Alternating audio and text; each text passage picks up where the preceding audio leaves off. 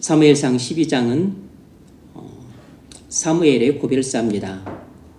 이것은 그 11장과 이어지고 있는데 이스라엘이 암몬과 전투에서 대승을 거두고 길갈에 모여 사무엘이 사울을 이스라엘 왕으로 즉위하게 합니다. 그래서 마침내 사울이 이스라엘의 새로운 지도자로서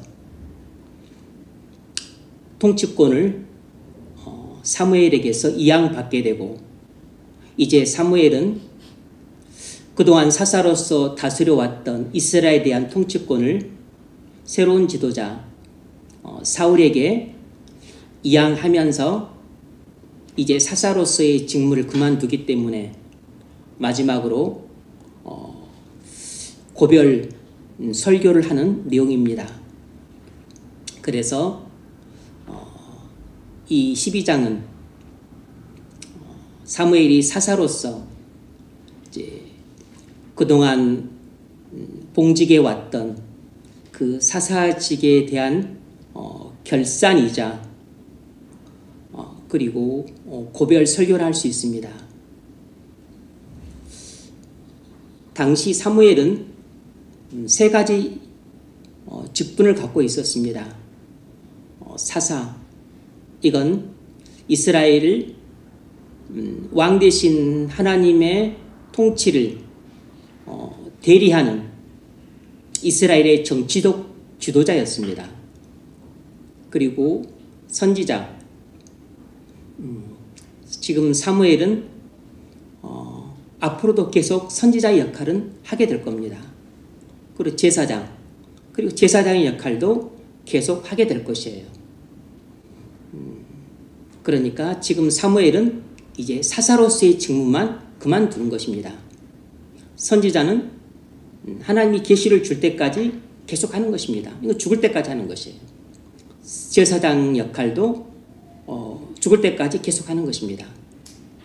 그래서 지금 사무엘은 사사로서의 직분을 이제 그만두고 자신이 그동안 갖고 있었던 이스라엘 통치권을 새롭게 왕으로 즉위하는 사울에게 이양하면서 그동안 자신이 25년 넘게 사사로서 이스라엘을 다스려왔던 그 기간에 대해서 이제 총결산을 하는 내용이에요. 우린 여기서 참된 지도자 상을 볼 수 있습니다. 대략 한 4가지, 5가지를 볼 수 있는데 오늘은 한 가지만 좀 살펴보겠습니다. 그리고 다음에 시간이 되면 나머지를 살펴보겠습니다. 오늘 본문을 통해서 발견하는 참된 지도자 상은 무엇인가? 참된 지도자는 사람들을 속이지 않고 압제하지 않는다는 것입니다. 참된 지도자는 사람들을 속이지 않고 압제하지 않는다는 것이에요. 3절을 보면 사무엘이 이렇게 말합니다. 누구를 속였느냐? 누구를 압제하였느냐?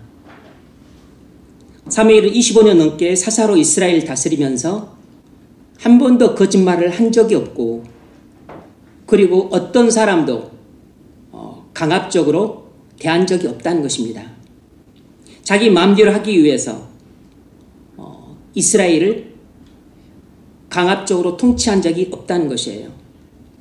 사무엘은 사사로서 이스라엘을 공명정대하게 다스려 왔다고 자부하고 있습니다.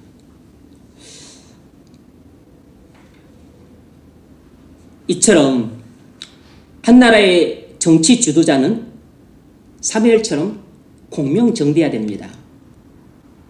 그럴듯한 거짓말로 백성들을 속이고 법대로 하지 않고 자기 뜻대로 통치하기 위해서 강압적인 방법들을 즐겨 사용하는 지도자는 훌륭한 지도자라고 볼 수 없습니다. 우리나라엔 진실을 외면하고 자신의 불의한 야망을 충족시키기 위해서 쿠데타를 일으키고 정권 유지를 위해서 인권을 유린했던 독재자들이 많이 있었습니다.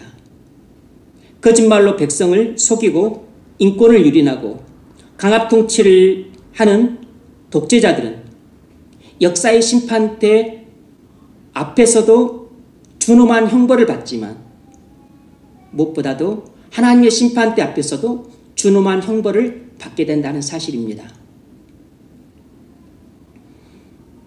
쿠데타로 집권을 해서 산업화를 이루어 우리나라 발전의 초석을 깔았지만 인권을 유린하고 강압 통치와 불법적인 장기 집권을 했던 독재자는 자기가 신뢰했던 부하가 쏜 총탄에 의해서 운명을 달리했습니다. 뭐 한 거죠? 역사의 심판대 앞에서 준엄한 심판을 받은 것입니다. 물론 그것도 그 배후에는 하나님의 섭리가 있었던 것이죠. 그러나 거기서 끝나는 게 아니고 문제는 살아서도 역사의 심판대 앞에서 사람들의 심판을 받은 것 같지만 실은 하나님의 심판을 받은 것이고 무엇보다도 죽어서는 하나님의 심판대 앞에 서야 된다는 것이에요. 하나님의 심판대 앞에서는 역사의 심판대 앞에서 받은 준엄한 심판보다도 더 가혹하고 준엄한 심판을 받게 된다는 사실이 두려운 것입니다.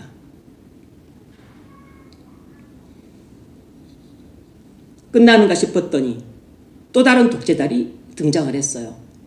또 쿠데타를 일으켜서 집권해서 대통령이 되었지만 자신들이 뽑은 자신들의 당에서 나온 또 자신들이 뽑은 후계자인 그 신임 대통령에 의해서 불법적인 쿠데타를 이들이 일으켜서 집권하기 위해서 5.18 학살을 자행했습니다. 2,700명이 넘는 무고한 시민들이 죽었어요. 그리고 인권을 탄압하고 그리고 민주화를 거부하고 그리고 앞선 지도자하고는 또 다르게 이들은 뇌물을 취했고 그리고 엄청난 부정축제를 자행했습니다. 기업인들을 직접 청와대로 불러서 수천억 대의 뇌물을 착복했어요. 2천억에서 3천억가량 두 명의 대통령이 그렇게 착복을 했습니다.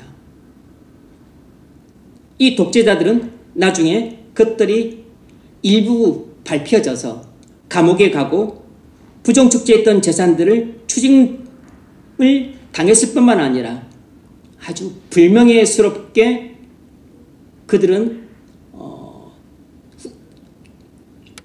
퇴임 후에 살아야 됐어요. 그들의 이름은 아주 추한 이름의 대명사가 되었습니다. 그들의 자손들은 얼굴을 못 들고 살아요. 왜냐하면 역사에 길이 반역자라고 이름이 남기 때문입니다. 이런 정치 지도자들은 역사의 심판대 앞에서도 준엄한 형벌을 받았지만 그러나 그것으로 끝나지 않고 하나님의 심판대 앞에서도 이보다는 훨씬 더 가혹하고 엄중하고 그리고 준엄한 형벌을 받게 된다는 사실입니다. 이들이 예수를 믿고 회개를 한다면 얼마든지 용서받을 수 있지만 그러나 그들은 회개의 기회를 놓치고 결국 역사의 무대에서 사라지면서 하나님의 준엄한 심판 앞에 그들은 아무런 준비도 없이 다 서게 되었어요. 고린도후서 5장 10절은 말하기를 우리가 다 반드시 그리스도의 심판 앞에 드러나 각각 선악간에 그 몸으로 행한 것을 따라 받으려 함이라 그랬습니다. 불법을 자행한 독재자만 역사의 심판대 앞에 서고 하나님의 심판대 앞에 서는 게 아닙니다. 우리도 그들과 똑같이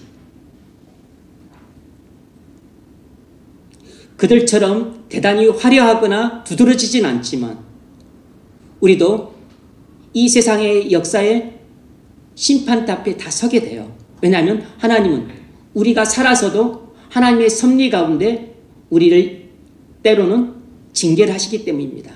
이것이 역사의 심판대 앞에서 우리가 받는 징계예요. 그리고 죽어서는 하나님의 심판대 앞에 서게 됩니다.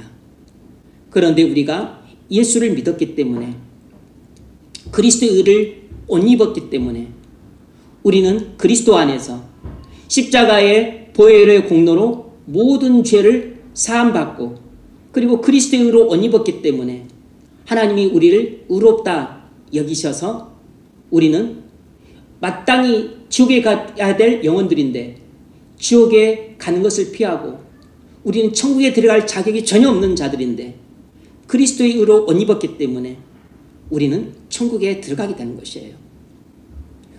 우리도 독재자들과 마찬가지로 역사의 심판대 앞에서 우리도 하나님의 자녀지만 우리의 죄악에 대해서 하나님의 징계를 받습니다. 이것이 우리가 역사의 심판대 앞에서 하나님의 섭리로 받는 징계들이에요. 마찬가지로 우리도 하나님의 심판대 앞에 서게 됩니다. 그래서 각각 선악간에 우리가 행한 일들을 하나님께 다 직고해야 돼요. 그때 그리스도께서 우리의 중보자가 되셔서 저는 나를 믿고 죄사함 받고 의롭다함 받은 하나님의 자녀입니다 라고 변호를 해주시게 돼요. 그래서 하나님께서는 나를 보실 때 그리스도 안에 있는 나를 보심으로 나의 모든 죄는 속죄를 받았고 나는 모든 율법을 지켜서 의롭다함을 받은 사람으로 간주되므로 하나님의 자녀가 되어서 그래서 천국에 들어가 영생을 얻게 되는 것입니다. 한 나라의 정치 지도자는 공명정대해야 됩니다. 거짓말로 백성들을 속여서는 안 되고 정직해야 돼요. 옛날에는 북풍을 가지고 자꾸 장난을 쳤습니다. 선거 때만 되면 장난을 치고 이게 다 거짓말로 유혹하는 것입니다. 그리고 또 북한이 쳐들어온다고 자꾸 그렇게 위협을 해서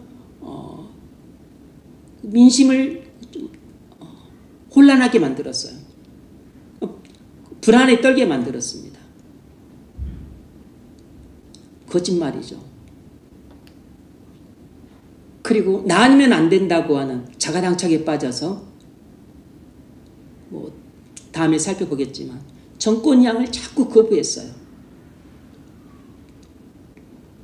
자기 뜻대로 강압적인 방법을 쓰기보다는 법과 제도를 통해서 다스리고 그리고 대화 타협을 통해서 다스려야 됩니다.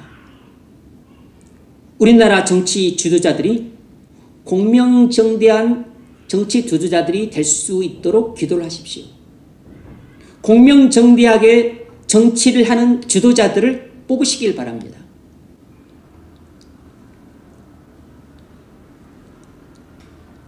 회사 사장은 회사의 대소사를 결정하는 지도자입니다. 우리는 경영자라고 부르는데 또 경영자는 또 일종의 정치 지도자, 회사에서 정치 지도자입니다.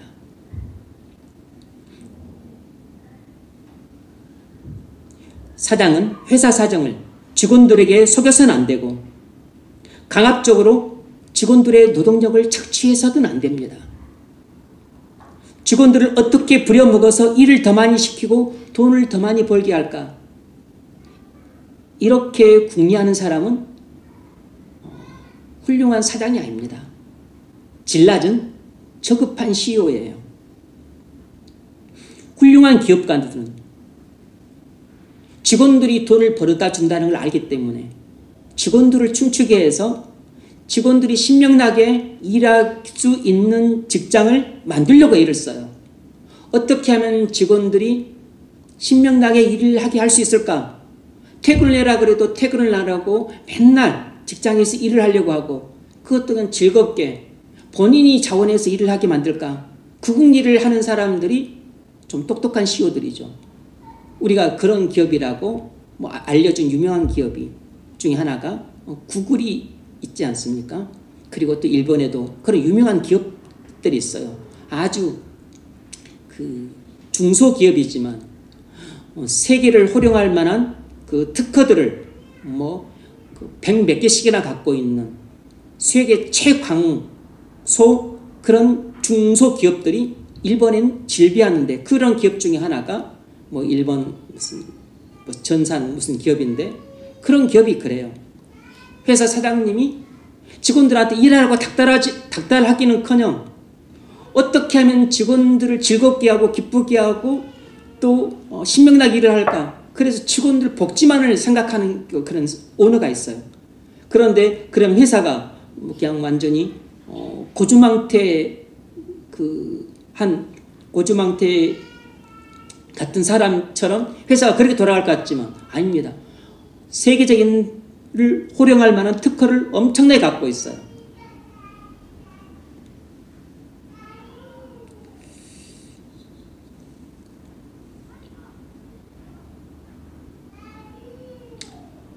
말 안 들으면 잘라버리겠다고 협박하는 사장은 최악의 CEO입니다.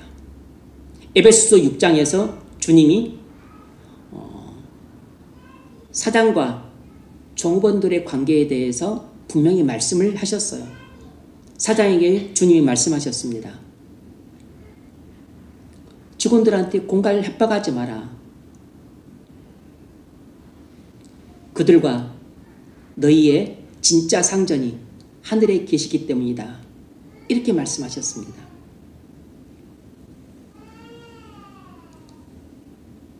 회사 사장은 직원들한테 거짓말을 하지 말고 공갈 협박을 하지 말아야 될 뿐만 아니라 공정해야 됩니다. 특별히 인사 문제에 있어서 공정해야 돼요. 그리고 또 그 월급을 정하는 문제에 있어서도 공정해야 됩니다. 네. 이런 부분에 있어서 공정하지 못하면, 불공정 대우를 받았다고 생각하면 직원들의 사기가 뚝뚝 떨어집니다. 그리고 회사를 떠날 생각을 갖게 돼요. 그래서 공정해야 된다고 하는 문제는 회사 사장만이 아니고 정치 지도자만이 아니고 모든 사람에게서 공이 갖고 있어야 될 그러한 그 성품일 뿐만 아니라 모든 지도자가 반드시 갖고 있어야 될 중요한 성품이에요. 목사는 교회에서 영적 지도자일 뿐만 아니라 정치 지도자입니다. 목사는 그 사무엘에 갖고 있는 직분과 비슷해요.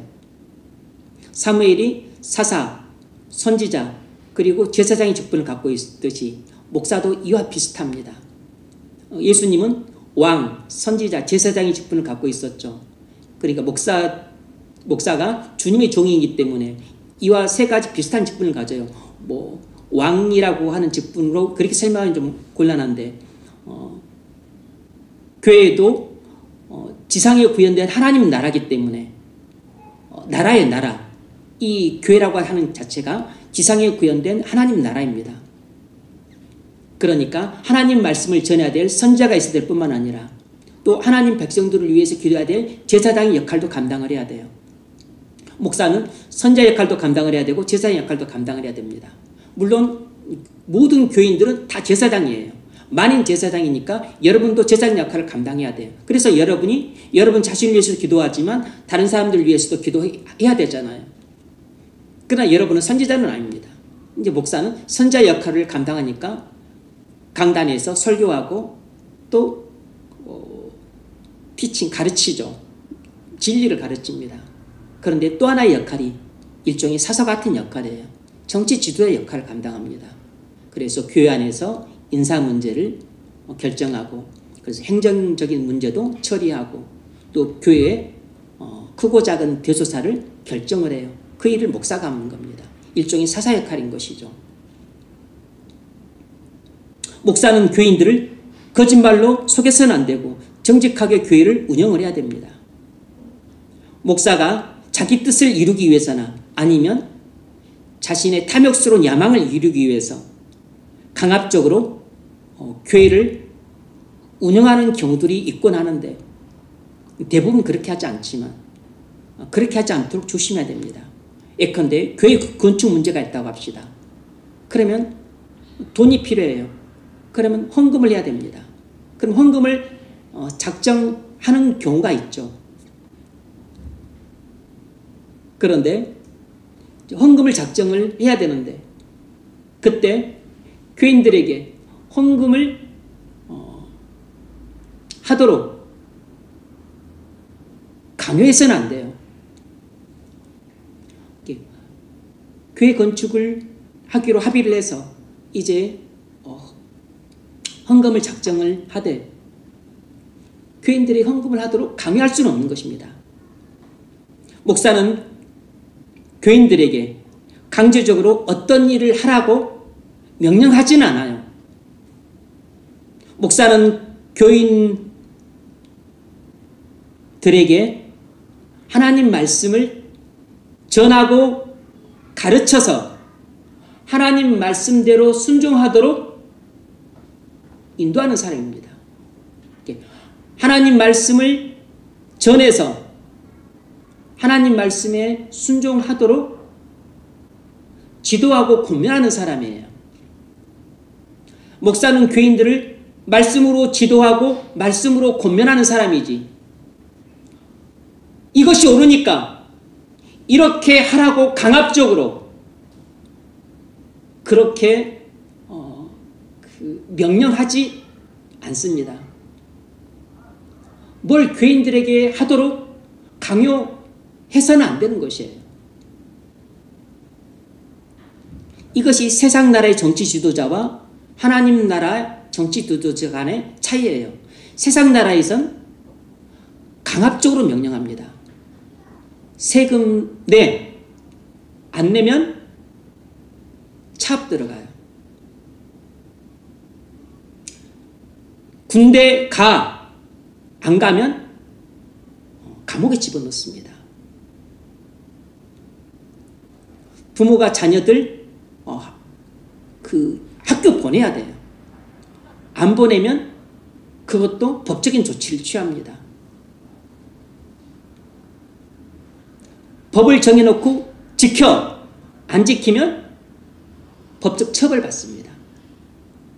그러니까 세상 나라에서의 정치 주도자는 법과 제도로 정해진 것들은 하도록 강요를 해요. 그리고 강압적으로 명령을 합니다. 하지만 하나님 나라 정치 주도자는 그렇게 하지 않아요. 하나님 말씀을 가르쳐서 그것을 자원해서 할 수 있도록 권면을 해요.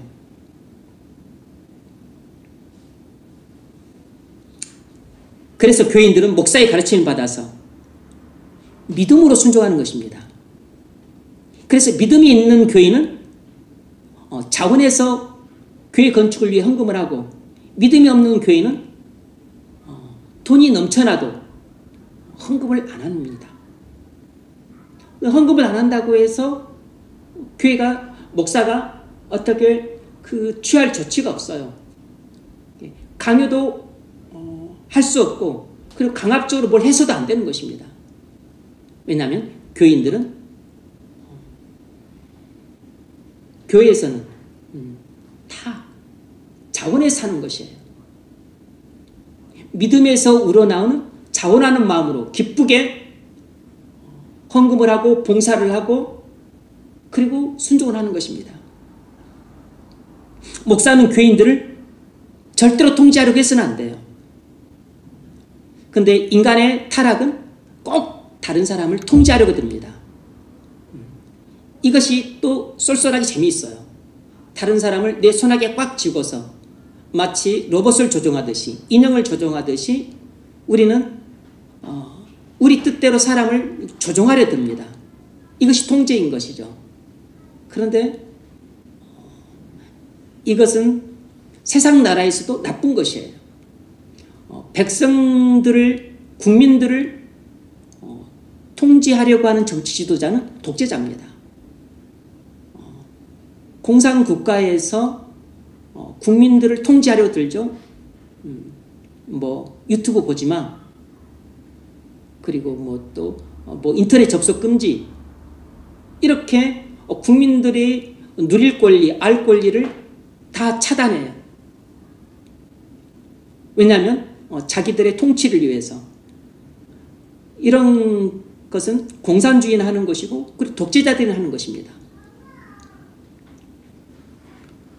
그런데 목사는 교인들을 아무리 선한 의도를 할지라도 통제하려 들어서는 안 돼요. 독재자는 국민들을 통제하러 갑니다. 그리고 독재 성향을 갖고 있는 부모도 자식들을 통제하려 들어요. 의대 가, 의대. 사관학교 가란 말이에요, 사관학교. 자신이 군인이 못해서 서름 받은 것을 자식을 통해서 풀려 그래요. 네가 의사가 되면 우리 집안을 일으키고 나도 의사 자식 뒀다고 하는 체면도 세우고. 바람직한 부모가 아닙니다. 마찬가지로 목사는 교인들을 통제하려기보다는 지도해서 바른 길로 인도하는 사람이에요. 그래서 목사는 아무리 어른일지라도 교인들에게 강요해서는 안 되고, 그리고 아주 교묘하게 통제하려고 해서도 안 됩니다. 그리고 마치 그 가스라이팅이라고 하는 말이 요즘 종종 나오는데, 목사가 교인들을 일종의 가스라이팅 해서도 안 돼요. 그건 아주 사악한 기만술입니다. 목사가 교인들을 뒤에서 은밀하게 자기 뜻대로 이렇게 조종하려고 해서도 안 돼요. 그건 사단이 하는 짓입니다. 사단이 우리 뒤에서 은밀하게 우리를 조종하려 들어요. 악한 영들이 사람들을 뒤에서 은밀하게 조종을 합니다. 악한 영은 무당을 뒤에서 은밀하게 조종해요. 악한 영은 사람에게 들어와서 또 보이지 않게 사람을 조종을 합니다. 뒤에서 은밀하게 조종하는 것은 사단이 하는 짓이고 악한 영이 하는 짓이에요. 하나님은 절대로 그렇게 하지 않습니다. 성령은 우리 안에 들어오시더라도 우리를 은밀하게 조종하지 않아요. 우리를 통제하지 않습니다. 우리를 로봇처럼 사용하지 않고 인형처럼 탁 올리면 팔을 들고, 입 탁 들면 왼쪽 다리 들고, 오른쪽 다리 들어 왼쪽 다리 들어, 오른팔 들어 왼팔 들어, 이렇게 우리를 조종하지 않아요. 성령은 우리에게 감동을 줍니다. 감동. 그래서 그리스도 안에 있는 사람들은 자유의지가 살아났기 때문에 그 자유의지를 따라 우리는 결정을 할 수 있는 것이에요. 성령의 감동에 내가 순종할 것인가, 아니면 성령의 감동을 뿌리치고 내가 불순종할 것인가, 그건 내가 결정할 수 있어요. 하나님은 우리에게 자유를 주십니다. 순종할 자유를 주세요. 그럼 불순종할 자유도 주실까요? 네, 자유라고 하는 측면에서 보자면 불순종할 자유도 주시지만, 이건 좀 이따 설명을 하겠지만, 불순종할 자유가 아니고 성경적으로 엄밀하게 표현하자면, 여러분이 그리스도인이 되었어도 죄의 종의 멍에를 다시 매는 어리석음을 범하는 것을 허락해 주시는 것입니다. 그러니까 성령의 감동에 순종하는 것은 우리 자유예요. 그럼 내가 불순종해서 죄를 짓는 것은 그건 자유라고 부르지 않고, 그건 뭐라고 부르냐면, 내가 어리석게 다시 죄의 종의 멍에를 매는 그 어리석음을 범하는 것을 성령께서 허락하시는 것입니다. 그러니까 성령께서는 우리의 인격을 그렇게 존중하시는 것이에요. 하나님께서는 우리의 자유의지를 대로 결정할 수 있도록 두시는 것입니다. 물론 성령께서 아주 강권적으로 우리에게 역사하셔서 우리의 의지를 완전히 압박해서 어떤 일을 행하도록 하시는 경우가 아주 가끔은 있지만, 일반적으로 우리 다루실 때는 우리를 로봇처럼 뒤에서 조종하지 않습니다. 그건 사단이 하는 짓이에요. 인형처럼 오른팔 들어 왼팔 들어, 오른쪽 다리 들어 왼쪽 다리 들어, 이렇게 우리를 조종하지 않아요. 이건 악한 영이 하는 짓이에요. 성령은 절대 우리를 통제하려 들지 않습니다. 성령께서는 우리에게 감동 감화를 주셔서 성령께서 우리를 이끄세요. 자, 이쪽 길로 가는 것이 하나님이 기뻐하시고 선하시고 온전하신 뜻이다. 이렇게 따라와라. 이렇게 말씀을 하세요. 그리고 이렇게 오고 싶은 마음을 주십니다. 그래서 제가 기쁜 마음으로 갑니다 하고 자원하는 마음으로 이렇게 순종을 하는 것이죠. 그 성령께서 나를 이끄시고 나는 내가 자원하는 마음으로 순종하는 것입니다. 성령께서 이끄실 때 내가 자유의지를 갖고 자발적으로 결정을 하는 것이에요. 하나님은 절대로 우리 뒤에서 이거 태엽을 이렇게 하듯이 우리를 조종하지 않습니다. 그러므로 목사도 하나님의 종이기 때문에 하나님이 하나님 백성들을 조종하지 않는데 목사도 당연히 교인들을 조종해서는 안 되는 거죠. 아무리 선한 의도를 갖고 있다고 해도 조종해서는 안 돼요. 설사 그 사람이 나쁜 길을 선택하더라도 무너져가는 마음을 안고 뒤에서 눈물을 흘릴지라도 그것을 그냥 지켜봐야 되는 것입니다. 왜 그렇게 하느냐고 가서 뜯어 말리고서 팔을 꺾고 다리를 꺾어서 이렇게 가라고 이렇게 할 수 없어요. 절대로 그렇게 하지 않습니다.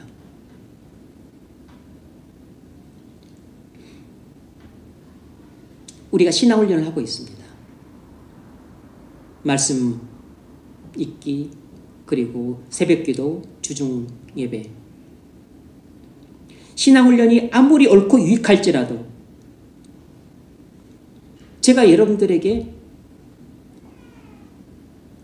그것을 하도록 지도하고 그리고 간곡하게 권면만 합니다. 여러분한테 절대 강요하지 않아요.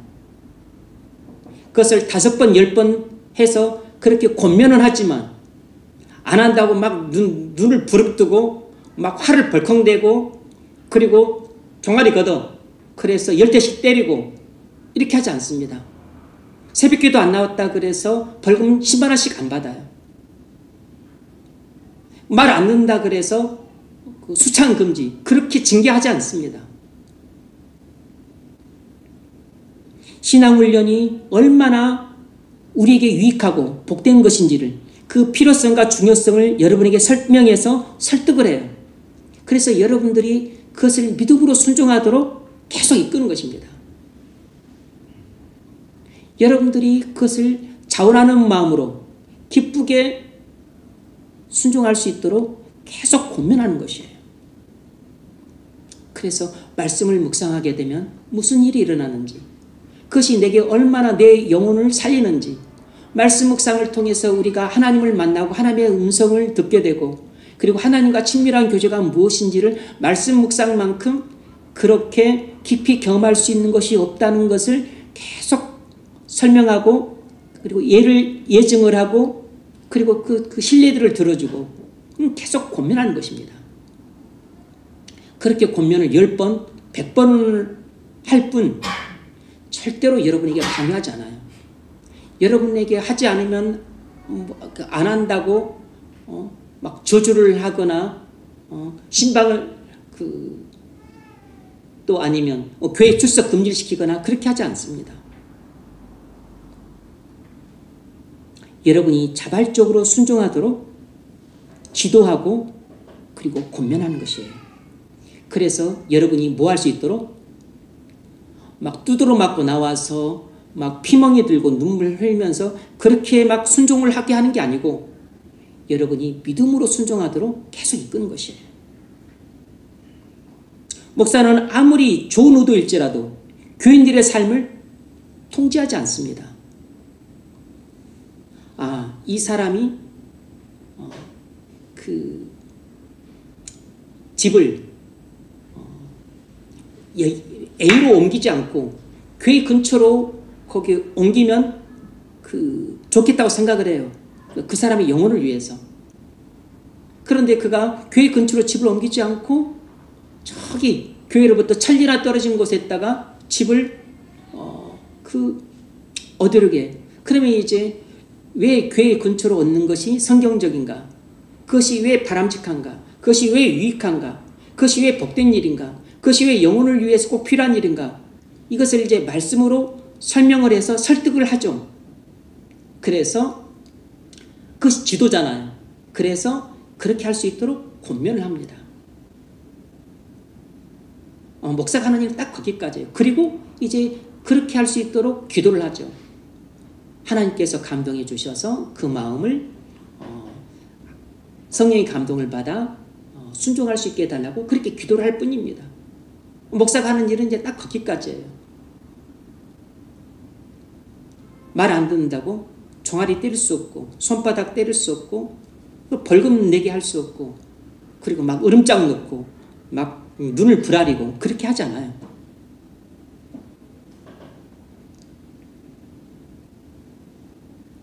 뭐 하는 거죠? 순종할 자유를 주는 것입니다. 그럼 불순종할 자유도 주는 셈인 거죠. 그죠?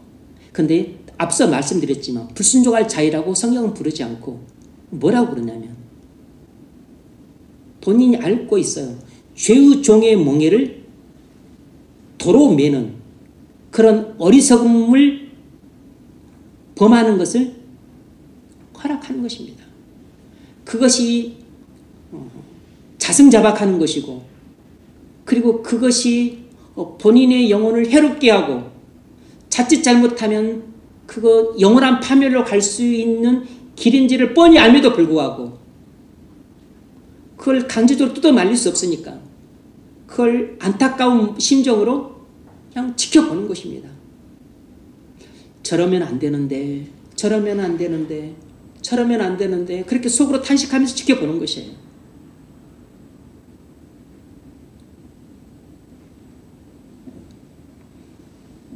결혼 문제에 있어서 믿음 없는 사람과 결혼하지 말라고 성경이 분명히 말을 하고 있어요. 그리고 여러 번 가르쳤습니다. 그럼에도 불구하고 믿음 없는 사람과 이제 어쩔 수 없으니까 결혼해야 되겠다고 하는 경우들이 발생을 해요. 아니면 또 준비도 안 됐는데 결혼하겠다고 또 나이 먹었으니까 결혼하겠다 하는 경우 발생을 해요.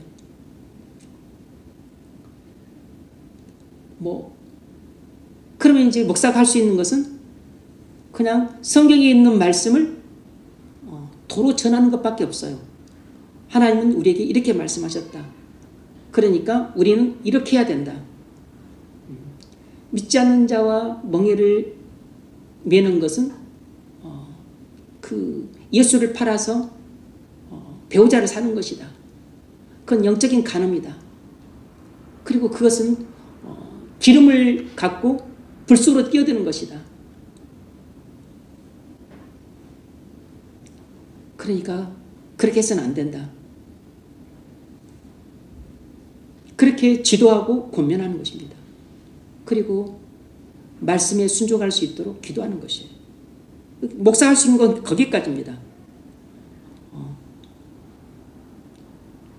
마치 그 로봇의 태엽을 감아서 또 방향을 조정해서 앞으로 가고 오른쪽으로 가고 왼쪽으로 가고 이렇게 하는 것처럼 인형을 조정해서 오른팔 들어 왼팔 들어 오른쪽 다리 들어 왼쪽 다리 들어 이렇게 하는 것처럼 은밀하게 조정을 해가지고 이 사람하고 거기 또 결혼할 수 있도록 그냥 뒤에서 은밀하게 조정하고 이 사람은 또 이 사람이 괜찮지 않냐 이렇게 하면서 목사가 마담또도 아닌데 마담또처럼 이 사람 붙여주려고 이런 짓거리 해서는 안 되는 것이에요. 목사가 마담또가 아니기 때문에 이런 짓거리 해서는 안 되는 겁니다. 마찬가지로 이 사람이 만나지 말아야 될 사람을 만날 때는 만나지 말아야 된다고 말하는 것입니다. 그 사람이 아니고 범주를 말하는 것이 범주를. 특정 당사자가 아니고 범주를 말하는 것입니다. 또 만나라고 하는 사람은 특정인을 만나라고 하는 게 아니라 범주를 말하는 것이에요. 범주를. 이 범주 안에 있는 사람을 만나라고 말하는 것입니다. 이 범주 안에 든 사람이 아니면 만나지 말라고 하는 것이에요. 그것은 목사가 해야 될 지도입니다. 목사가 해야 될 권면이에요. 근데 그것을 순종할 자유는 교인에게 있는 것입니다. 불순종할 자유도 교인에게 있어요. 근데 그건 불순종하는 것은 자유가 아닙니다. 순종하는 것만 자유예요. 그럼 불순종하는 것은 도로 죄의 종의 멍에를 매는 거기 때문에 본인이 다시 죄의 노예로 구속을 당하는 것입니다. 그러니까 그건 자유라고 부르지 않는다고. 뭔 말인지 아시겠죠? 순종하는 것만 자유인 것입니다. 불순종하는 것은 자유가 아니고 스스로 종의 멍에를 다시 매는 굴레를 본인이 쓰는 것입니다. 노예가 되는 것이에요. 구속을 당하는 것이라고. 본인이 다시 감옥으로 들어가는 것이에요. 본인이 다시 감옥으로, 죄의 감옥으로 들어갔다고 해도 목사가 그걸 뜯어 말릴 방도가 없어요. 그거 하면 안 된다 지도하고 하지 말라고 간곡하게 권면하고 그리고 그냥 골방에서 그를 위해서 기도해 주는 거 거기까지인 겁니다.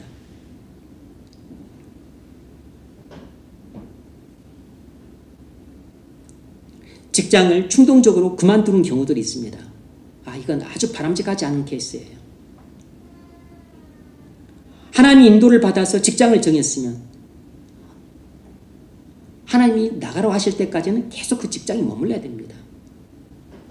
하나님이 이제 옮길 때가 됐네. 다른 데로 가세요. 그렇게 할 때 떠나야 되는 것입니다. 하나님이 깃발을 딱 들어서 그 직장 들어갔다면 하나님이 깃발을 다시 들어서 나가라고 할 때 나가야 돼요. 목사는 교인들이 죄의 종의 멍에를 다시 매는 그 어리석음과 미련함을 범할지라도 강제적으로 막지 않습니다. 그냥 안타까운 마음으로 지켜보는 것이에요.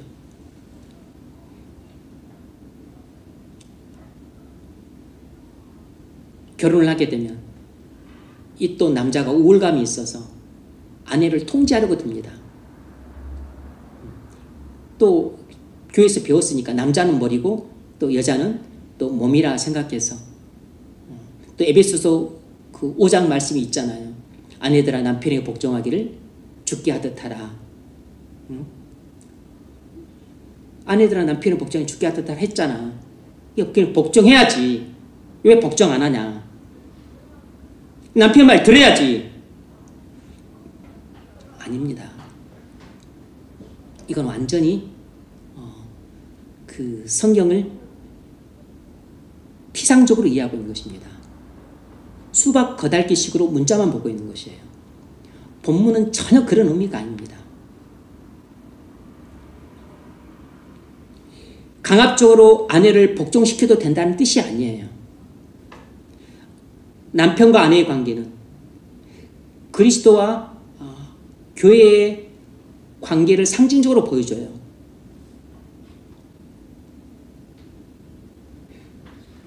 교회가 그리스도께 강압적으로 복종하지 않습니다. 어쩔 수 없이 힘에 눌려서 복종하지 않아요. 하기 싫은데 안 하면 두드러 맞으니까 복종하는 게 아닙니다. 교회가 그리스도께 복종하는 것은 자원하는 마음으로 복종을 해요. 자발적으로 복종합니다. 기뻐서 힘에 진하게 복종을 해요. 왜 그러죠? 그리스도께서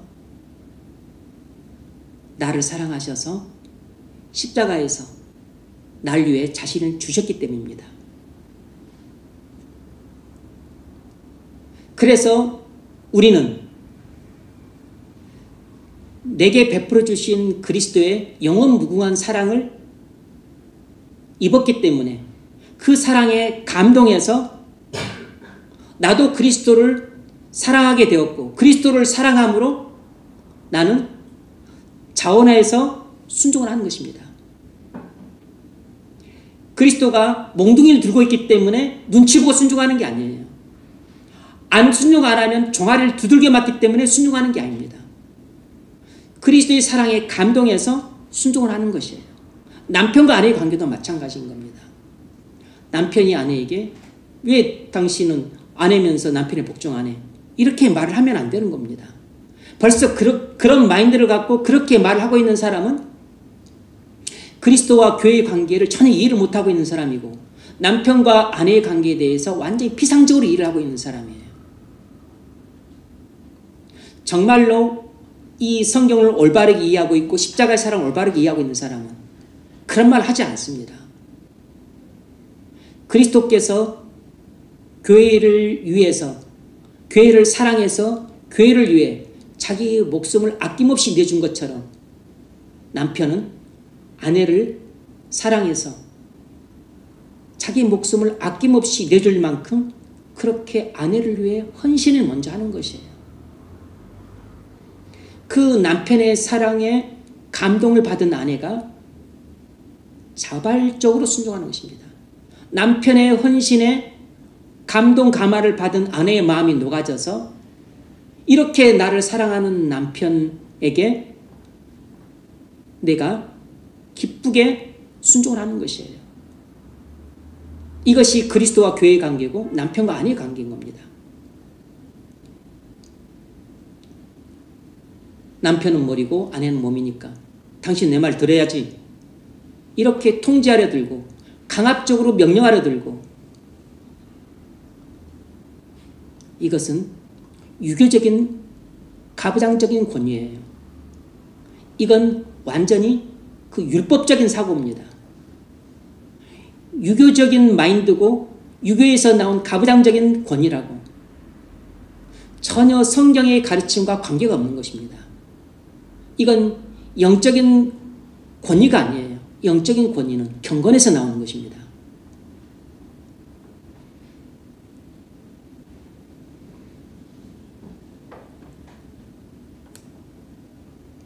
그래서 우리는 그리스도께 강압적으로 복종하지 않아요. 자발적으로 복종합니다. 왜냐하면 그리스도의 사랑의 포로가 됐기 때문이에요.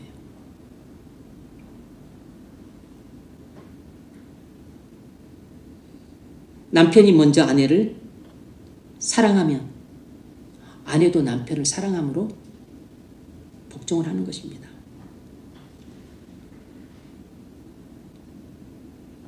근데 남편만 그러는 게 아니고 아내들은 또 은밀하게 이제 남편을 대놓고 통제할 수는 없으니까 또 은밀하게 조종을 하려 들어요. 또 여자들이 잘하는 게 바로 그런 건데 또 아내는 또 남편을 뒤에서 교묘하게 조종하려 듭니다. 이것도 악한 짓이에요. 뒤에서 은밀하게 조종하는 것은 사단이 하는 짓이고 악한 영이 하는 짓이라 그랬어요. 하나님은 절대로 뒤에서 은밀하게 조종하지 않습니다. 하나님은 우리를 얼마나 사랑하시는지 보여주심으로써 그 사랑에 감동해서 자발적으로 순종하도록 우리에게 순종할 자유를 주세요. 그러므로 우리가 누군가를 사랑한다면 자유를 줘야 됩니다. 순종할 자유를 줘야 돼요. 반면에 그가 불순종할 자유도 주는 것입니다.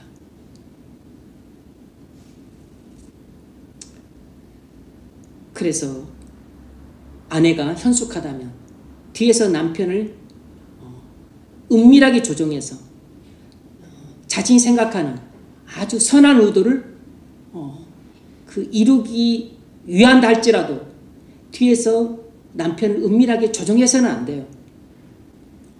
그건 하나님의 방법이 아니기 때문에 그건 죄악된 방법이기 때문에 성령이 역사하지 않습니다. 그것은 마귀 짓이니까 그 흉악한 짓이에요. 뒤에서 교활하게 조종하려 들지 말고 아내가 남편을 대할 때 남편이 아내 자신에게 헌신하는 것처럼 자신도 남편에게 그렇게 헌신을 해야 돼요. 그래서 그 헌신하는 게 뭐겠어요? 남편을 위해 사랑하는 마음으로 남편을 위해서 자기를 희생하는 거죠.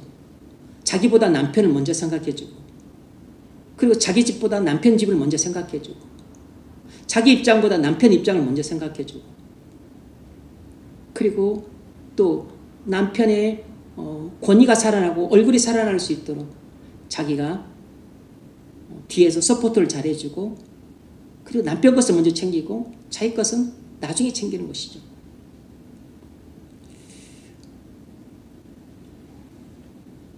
통제하려 드는 사람은 상대방보다 자기 벌을 먼저 생각하는 사람입니다. 이기적인 사람일 뿐만 아니라 아직 그 그리스도의 십자가의 사랑이 무엇인지 잘 이해를 못한 사람이에요. 아무리 의도가 좋고 아무리 그것이 유익한 일일지라도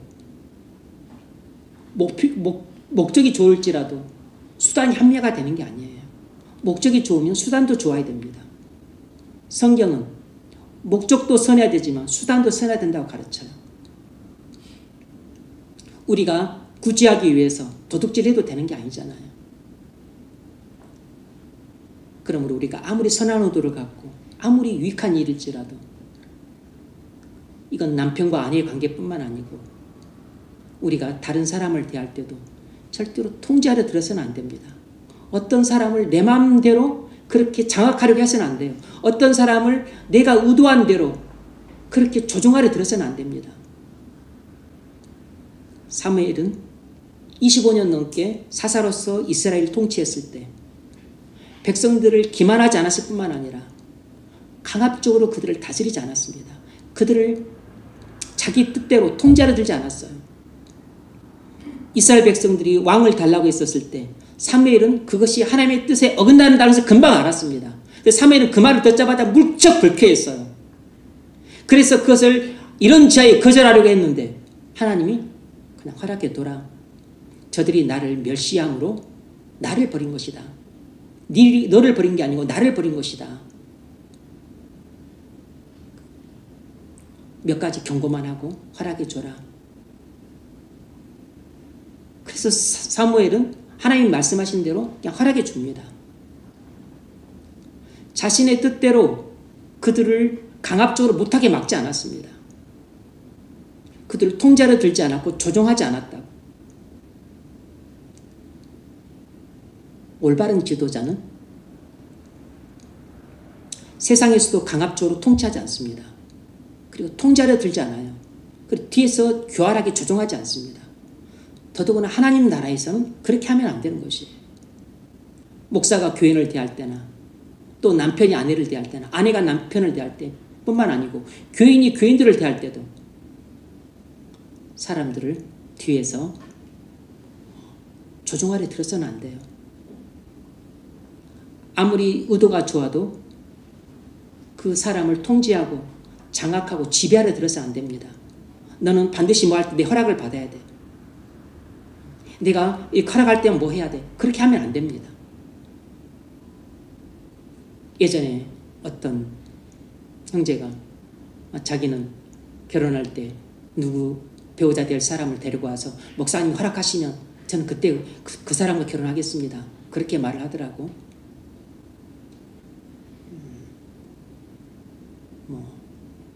저를 신뢰해서 하는 말이고 또 자기는 그게 진심으로 그렇게 하는 말이었지만 결국은 그게 다 헌이 되고 말았고 그리고 그렇게 해서도 안 되는 것입니다. 그리고 그 말을 들었었을 때도 이게 잘못된 생각이라고 이야기를 해줬는데 그렇게 하는 것은 그래 그렇게 하지 않았던 것은 그는 제 통제를 받으려고 했던 것이고 제가 허락하면 하고 허락 안 하면 안 하겠다는 것이었지만 그렇다 하더라도 제가 그것을 그렇게 허락할 수가 없는 거죠. 왜냐하면 제가 그 사람 인생을 책임질 것도 아닌데 제가 통제해서는 안 되는 거죠. 그냥 하나님 말씀에 순종을 하든지 말든지 그건 본인이 결정할 자유입니다. 순종하도록 저는 지도하고 권면하는 것이에요. 그리고 그가 성령의 감동을 받아서 순종을 잘해서 복을 받을 수 있도록 저는 기도를 해주는 것이지 저는 통제를 하는 사람도 아니고 뒤에서 조종을 하는 사람도 아니에요. 그건 마귀가 하는 짓입니다. 성령도 여러분을 감동해서 여러분을 바른 길로 이끌지 여러분을 통제하지 않고 조종하지 않아요. 그러므로 여러분에게는 하나님 말씀을 순종할 자유가 있습니다. 근데 그 순종할 자유를 갖고 여러분들이 어리석게 다시 죄의 멍에를 매는 그런 어리석음을 범하지 마시기 바랍니다.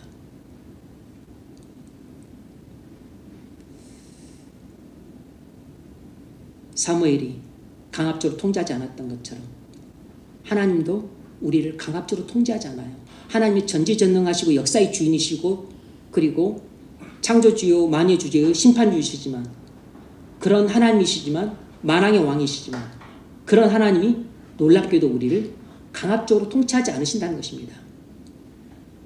우리에게 말씀을 해주세요. 그리고 말씀에 순종할 자유를 주십니다. 우리의 인격을 존중해 주시는 것이에요. 그리고 우리가 불순종해도 하나님 내버려 두십니다. 물론 불순종하는 대가는 우리가 치르죠. 하나님의 징계를 받습니다. 하지만 하나님은 우리의 인격을 존중해 주시는 것입니다. 그래서 목사도 교인들의 인격을 존중함으로 대하는 것입니다. 그래서 남편도 아내를 존중함으로 대해야 되고 아내도 남편을 존중함으로 대해야 돼요. 그리고 우리는 다른 사람들의 인격을 존중함으로 대해야 되는 겁니다.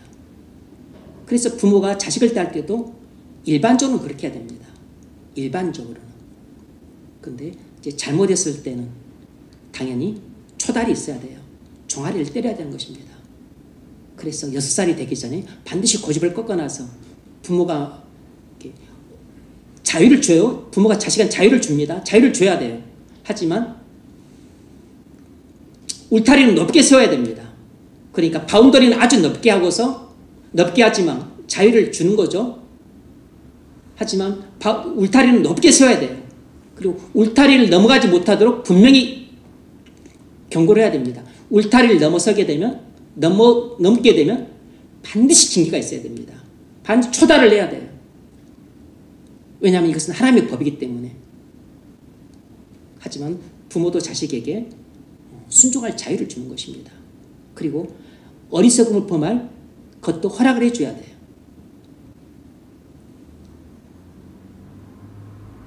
이것이 하나님이 우리를 통치하시는 방식입니다. 하나님이 우리를 얼마나 사랑하시고 인격을 존중하셔서 이렇게 통치하신지를 알 수 있는 거죠. 그래서 하나님의 통치에 바르게 또 순종하는 저와 여러분 되시길 주의 이름으로 축원합니다.